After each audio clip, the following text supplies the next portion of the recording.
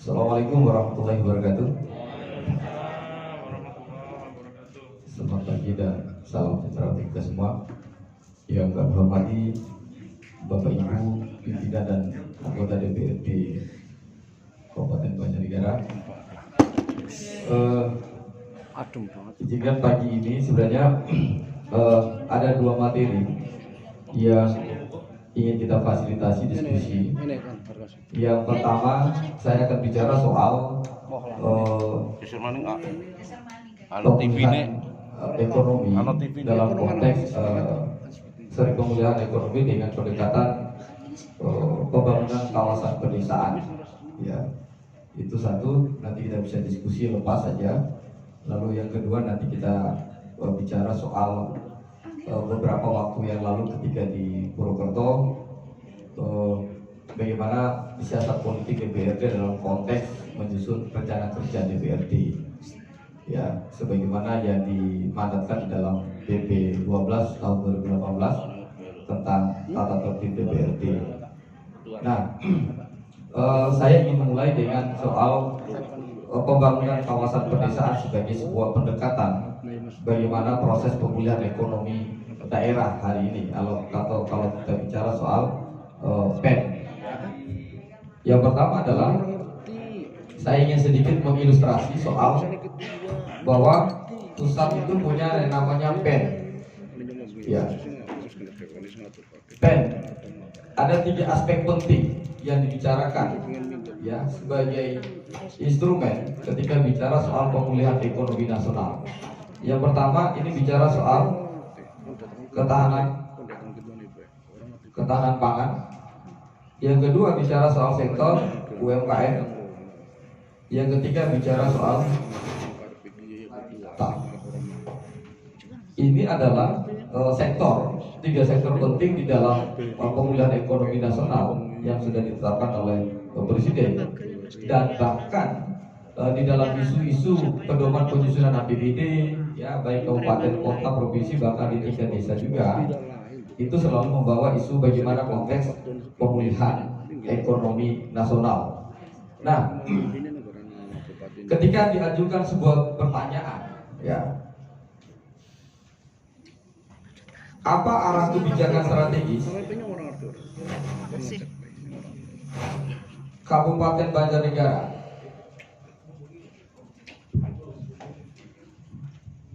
kalau kita fix tahunnya 2022?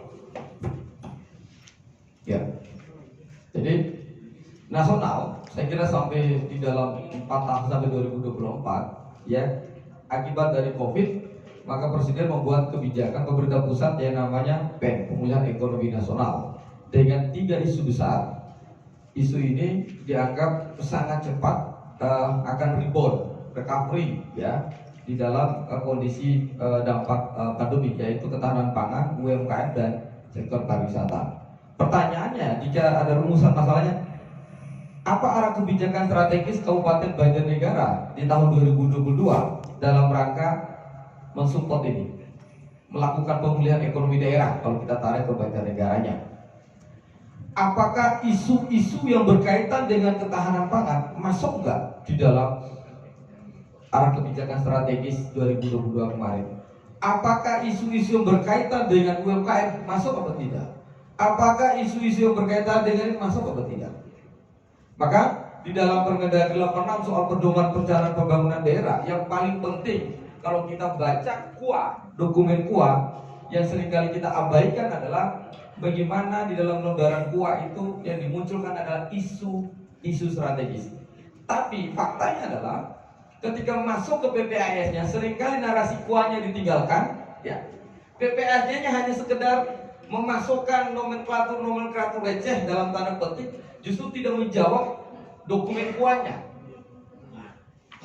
Ini kan problem kita dalam perencanaan. Kalau kita mau patuh betul. Nah, kalau kemudian kita mengajukan pertanyaan arah kebijakan Banjarnegara 2022, ya, dengan tema APBD-nya berdasarkan Permendagri soal reformasi struktural, pemulihan ekonomi dan reformasi struktural, ya. Kemudian kemana arahnya? Kenapa demikian? Ingat, Dalam perspektif kebijakan anggaran kita hari ini dengan pendekatan money follow program, apa itu? Bisa dilihat dari postur APBD hari ini kita. Berapa DAU? Berapa DAP? Berapa DID? Itu adalah potret wajah politik anggaran kita. Ketika kita melihat di sini, kalau kita mau cek berapa sih PAD kita, lalu dari PAD ini sektor apa yang paling produktif? Karena ini lebih banyak kepada konsepnya Earmark. Earmark itu SOP-nya itu sudah ada dari atas. Kita hanya memasukkan penyesuaian nomenklaturnya, kodifikasinya berdasarkan Permendagri 90 dan keputusan Kepmen 050 tahun 2020 yang sudah dimasukkan di dalam SIBD ya. Yang punya kelonggaran di dalam melakukan kreativitas dan inovasi kan cuma ini. Plus ini pun hari ini di dalam Permendagri 77 kan sudah diatur 30% harus tetap untuk COVID. Kan jelas itu pedoman kemarin ketika pembahasan. Ketika sebelumnya DID itu kan dan yang namanya dana insentif itu kan semacam apresiasi terhadap pemerintah daerah, ya, bonus lah ya, reward. Ya. Tetapi yang paling penting apa kebijakannya? Oh, kita tarik ke atas. Ini visi, misi, ini RPJMD. Di bab 1, bab 2, di RPJMD itu memuat soal permasalahan peta geografis ekonomi yang terjadi di sebuah kabupaten. Itu Pak. Nah di sana kan sudah dimulai. Bab 4 itu bicara real apa saja peta-peta isu strategis menjadi peta persoalan Kabupaten Banjarnegara, itu pasti. Karena sistematikanya sama. Tetapi seringkali begitu masuk ke bab 8 di lampiran RPJMD itu, ya, yang di sana sudah memuat indikator, justru lari jauh. Misal soal bahwa di bab 4, bab 2 sampai bab 4 itu bicara bahwa PDRB-nya Kabupaten Banjarnegara lebih besar dari sektor pertanian. Betul tidak? Pertanian. Tapi begitu masuk di bab 8 soal bagaimana mengkapitalisasi isu strategis yang tadi ukuran PDRB yang sudah diangkatnya, itu justru tidak menjawab bahwa Banjarnegara ini hidup matinya PDRB tertinggi justru di pertanian. Tetapi keberpihakan di dalam perencanaan justru sektor ini tidak disentuh. Ini yang disebut dengan paradoks perencanaan dan anomali gitu. Bab 1 narasinya berliuk-liuk, kita ini sumbangsi pertanian, kalau petani kita jago, survive, hidup. Tapi begitu masuk kepada penjelasan soal program apa yang mau bisa dilihat, apalagi pembahasan UAPPS ini, receh Pak, yang masuk ke sektor, padahal PDRB-nya tertinggi sektor pertanian. Tapi narasi keberpihakan perencanaan anggaran terhadap sektor pertanian itu bisa dikatakan dari total APBD itu yakin tidak sampai 10%. Paling banyak apa? Hibah, ya, bantuan. Dianggap benar pendukung utama nih Pak. Petani kita di sektor petani pendukung utama dan diakui itu. Nah saya pernah beberapa kali keliling daerah, seringkali bilang begini oleh teman-teman eksekutif, Pak Rif, ngapain tuh mau urus petani? Kenapa? Nah iya, kan tidak meningkatkan PAD. Betul Pak, itu jawaban rasional tapi sangat konyol menurut saya. Ya kan benar, kan kita kan tidak mendapatkan PAD kan? Kan nggak ada Pak, nggak ada retribusi kan? Nggak ada pajak kan di pertanian? Nggak ada. Nah, pola pikir seperti ini itu berbahaya. Lalu kenapa kemudian di bab awal dikatakan bahwa tingkat survive-nya Banjarnegara itu dilihat dari angka PDRB-nya kan begitu. Itu diklaim di muka dimanya. Tetapi pada saat substansi isinya muka dimanya tadi ditinggalkan. Ini kan problem kita yang saya sebut anomali dalam sebuah perencanaan dan penganggaran. Bisa mulai bertanya Pak? Oh boleh. Gaspol kita pagi ini. Saya senang dengan beliau di sini. Pokok Pak. Saya di sini Mas. Di sana. Pokok bagus. Terima kasih atas waktu yang saya minta. bahwa dari penjelasan awal panjenengan itu kan kelihatannya judul atau pembahasan lebih pada titik berat pembangunan ekonomi nasional gitu ya. Yang aspek-aspeknya adalah ketahanan pangan, kemudian UMKM dan pariwisata. Tadi Anda juga menanyakan ke kami gitu ya kan, arah APBD 2022 kemana gitu kan. Kami kalau tanya begitu, waduh nggak tahu arahnya kemana gitu ya kan. Karena apa gitu ya, kalau melihat seperti penjelasan panjenengan ini kan Bapak apa ya, kelihatan sekali kami di DPRD itu pemahaman tentang perencanaan gitu ya, tentang dan sebagainya itu seputar APBD itu yang memang sangat minim gitu ya. Ditambah lagi memang waktu untuk dicek juga kurang gitu ya kan. Itu kan menambahi apa namanya, kurang semuanya gitu ya.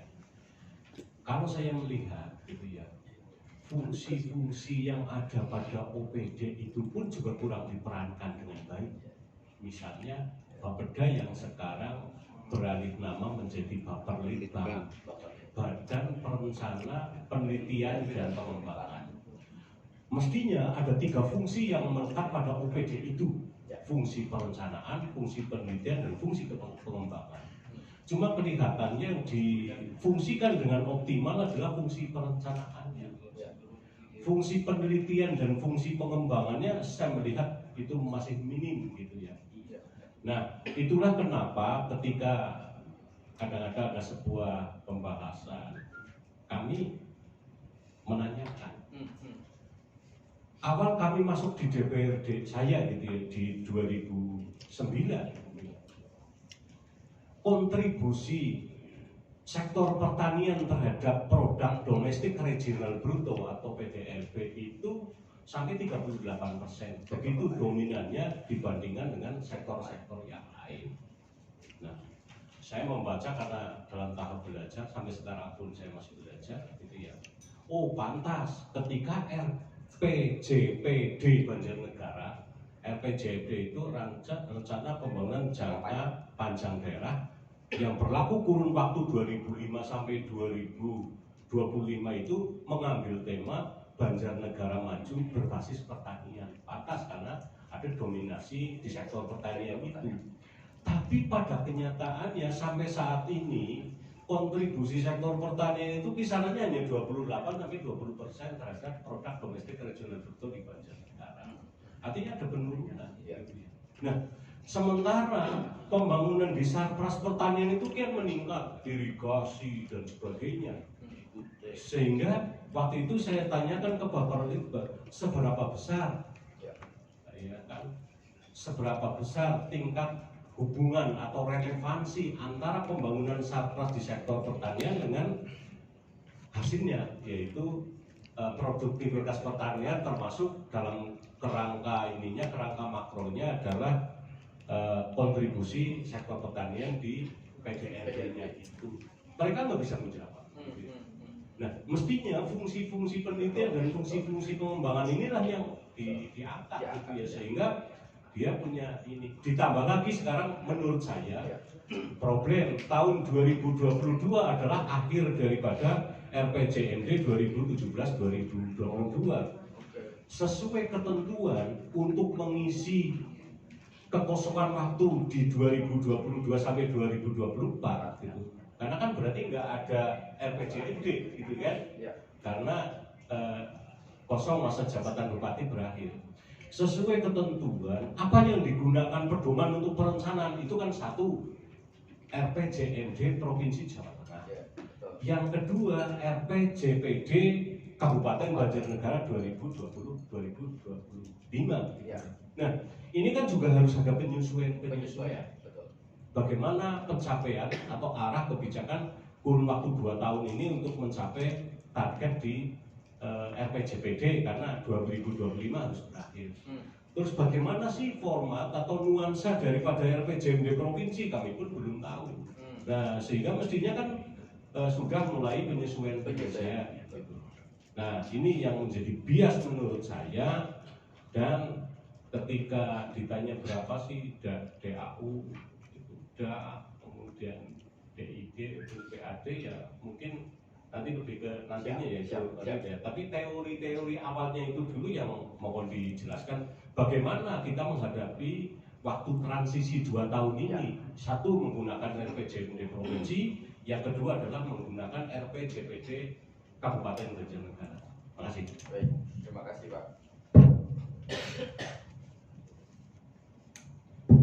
Oke, ini menarik karena kata para ilmuwan, para ahli bencana, tidak merencanakan sesuatu itu sama dengan merencanakan kegagalan. Kita ini, wah keren. Ya, kalau kita baca Permendagri 86 tentang pedoman perencanaan pembangunan daerah itu, ya RPJMN, kemudian ini RPJMD provinsi, ini RPJMD kabupaten.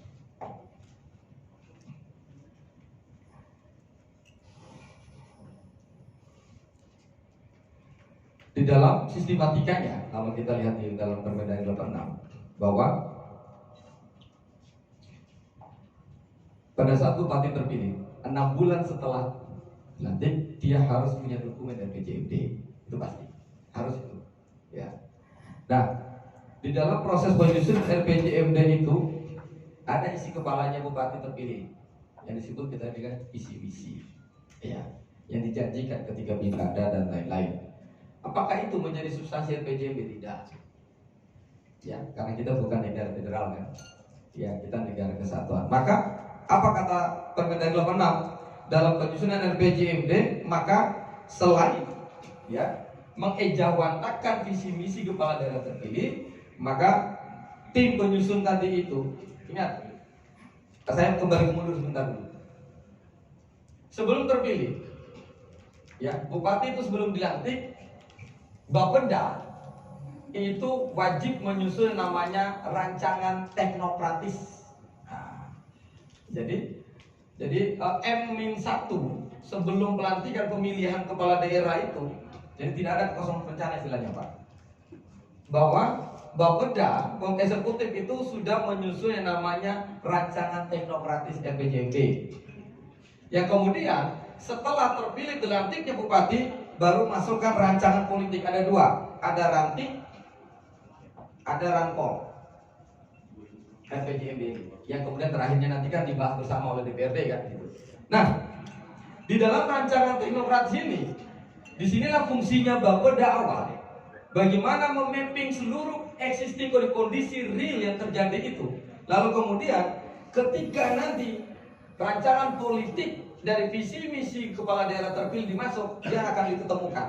Cara mempertemukan adalah satu, dilihat RPJPD-nya Kabupaten Banjarnegara, lalu naik RPJMD-nya Jateng, RPJPD-nya Jateng, RPJMN-nya Presiden, ya. Itu terus, itu menjadi acuan pada saat menyusun ranting dan rancangan politik. Lalu pertanyaan menarik tadi Pak Agus bahwa Banjarnegara perencanaannya akan habis di tahun 2022. Maka apakah ada kekosongan? Di dalam tata kelola pemerintah tidak ada namanya kekosongan perencanaan. Maka Bapeda harusnya periode ini sudah mulai berinisiatif eksekutif itu menyusun namanya apa? Rancangan teknokratis. Boleh nggak? Boleh. Apa dasar rancangan teknokratis itu? Ini malah menarik sebenarnya. Di tengah situasi seperti ini, disinilah siasat politik dan powerfulnya DPRD bisa mengintrodusir substansi rancangan teknokratis menjadi rancangan politiknya DPRD. Menarik. Ya. Tapi apakah mulai hari ini proses kan N-1 kan Pak? Besok kan 2022. Harusnya N-1 ini Bapeda itu sudah mulai mensosialisasikan, membentuk tim penyusun RPJMD rantingnya. Harusnya sudah mulai Pak. N+1 kan Pak. Kan tiba-tiba masa berakhir langsung berusul, nggak bisa. Apa dasarnya? Dasarnya adalah kan ada RPJMD 1, ya. Ada RPJMD-nya kan punyanya provinsi kan masih panjang, masih 2023, masih 1 tahun. Itu susah enggak? Punyanya Jawa Tengah, cek. Oh ini masih sampai kepada RPJP, Rancangan Pembangunan Jangka Panjang Nasional. Ya. Ini yang disebut dengan rancangan teknokratis. Lalu kemudian dalam proses itu, ketika DPRD terlibat, maka menurut saya ini menjadi peluang bagi DPRD, bukan orang per orang, bagi DPRD untuk apa? Memasukkan narasi politik di dalam rancangan teknokratis. Ini yang disebut dengan momentum politik. Di tengah kekosongan kekuasaan, tapi terbentang kewenangan. Ya, kekosongan artinya kan ini kan pejabat, ya kita baru pilkada kan berikut, lalu kemudian tapi kita masih punya bentang politik di situ di tengah kekosongan kekuasaan politik ada politik. Nah ini saya kira beberapa hal penting sehingga di mana sentralnya Bapeda menjadi peran penting. Kan mitranya Komisi 1. Mitranya Komisi 1. Bagus. Ya, ini mitranya Komisi 1.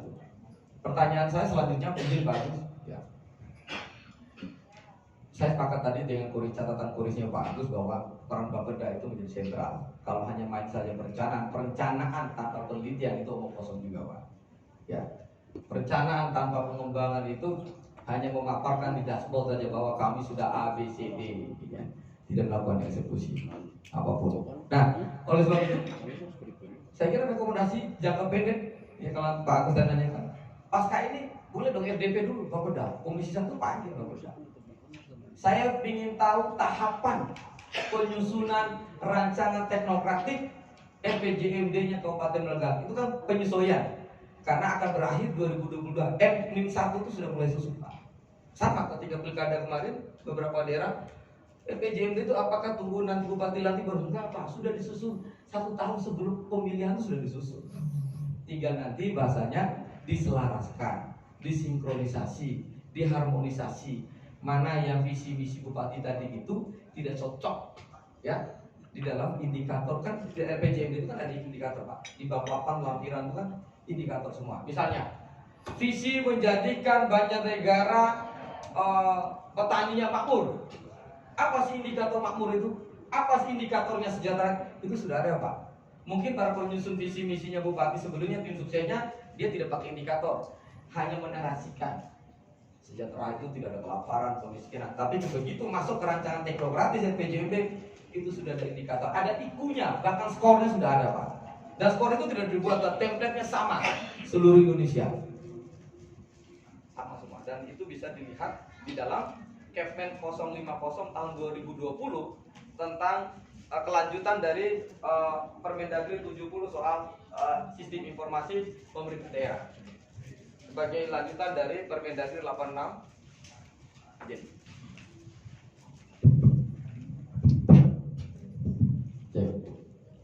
Itu ya bagus. Jadi yang rekomendasi jangka pendek saya kira yang bisa dilakukan, dan menurut saya ini disebut dengan kesempatan politik.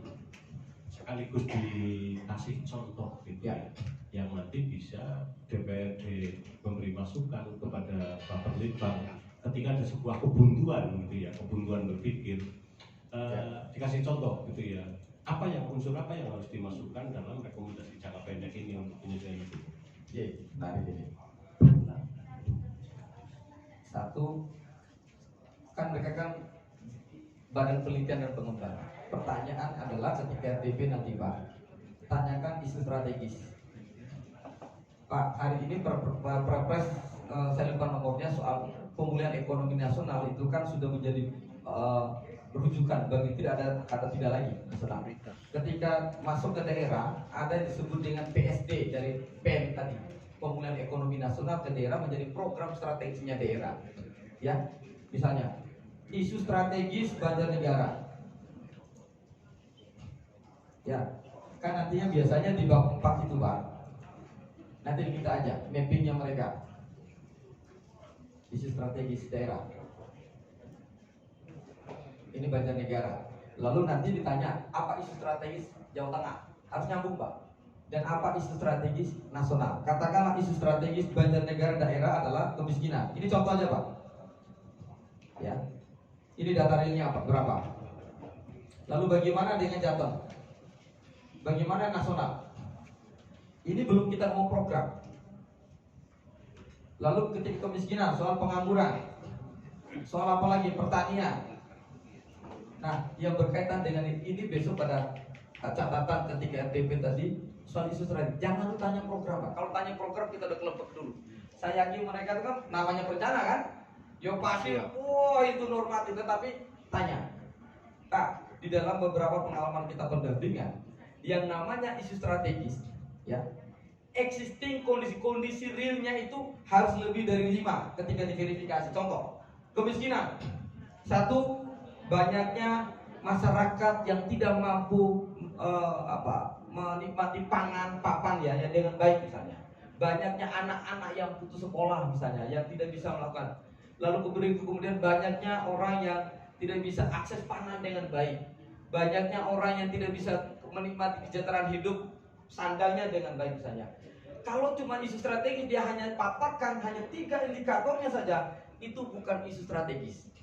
Semakin banyak existing kondisi real atas sebuah isu strategis, isu tadi, maka dia disebut dengan isu strategis. Seringkali kan para birokrat kan begini, menarik sebuah case kasus lalu dianggap itu sebagai isu strategis, padahal itu preferensi dan kepentingan sekelompok orang. Masa APBD dirancang hanya untuk membiayai isu sektoral? Kan nggak bisa. Maka di dalam Permendagri 86 itu dibicarakan apa?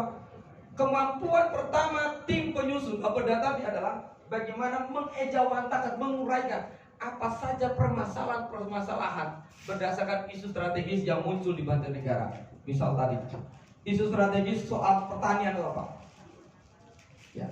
Oh, misalnya akses terhadap pupuk, akses terhadap pasar, harga, kualitas produksi, degradasinya jumlah petani, ya, tidak ada pembaruan petani, irigasi mengalami disparitas antara timur barat. Apakah terverifikasi secara faktual nggak itu? Itu yang dimaksud dengan existing kondisi real yang terjadi atas sebuah isu strategis. Tetapi kalau misalnya isu strategis terjadinya kelaparan, misalnya, ternyata yang lapar di dapilnya itu, misalnya hanya itu. Apakah itu strategi? Bukan. Karena dia tidak melingkupi mayoritas publik, karena APBD itu kan dirancang untuk bukan untuk segelintir orang. Kayak gitu. Ini beberapa contoh saya kira bagus. Saya mohon izin, kita harus tukar karena ini jam 10. Saya mohon izin mendahului Pak Kepala Bapeda DIY. Satu siap. Nih, bahwa kita tentu sepakat tentang posisi strategis Baperlitbang sebagaimana panjenengan tadi memaparkan.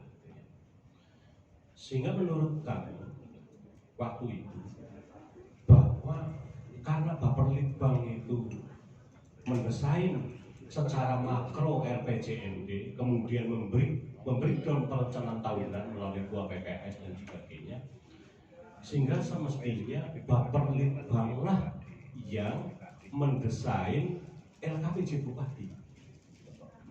Tapi faktanya di Banjarnegara, meskipun kami sudah berulang kali mengusulkan di paripurna, pendesain LKPJ Bupati adalah tata pemerintahan. Sehingga menurut saya di dua kelemahan pertama, tata pemerintahan tidak menguasai perencanaan. Yang kedua, eselonisasi tata pemerintahan itu eselon 3. Bagaimana mungkin?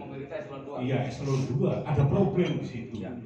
Sehingga karena dalam bahasa hukumnya secara formil itu kan menyangkut apa ya? Proses gitu. Secara formil menurut saya nggak tepat, cacat gitu ya. Sehingga kami DPRD dalam memberikan rekomendasi pun bisa saja keliru dari sisi teknis gitu ya kan, maupun dari sisi substansi. Mohon penjelasan. Baik Pak Agus, ini menarik. Saya mau jelaskan apa nanti Pak? Ini karena saya izin ada Bapeda, beliau minta izin duluan. Bapeda DIY narasumber kita.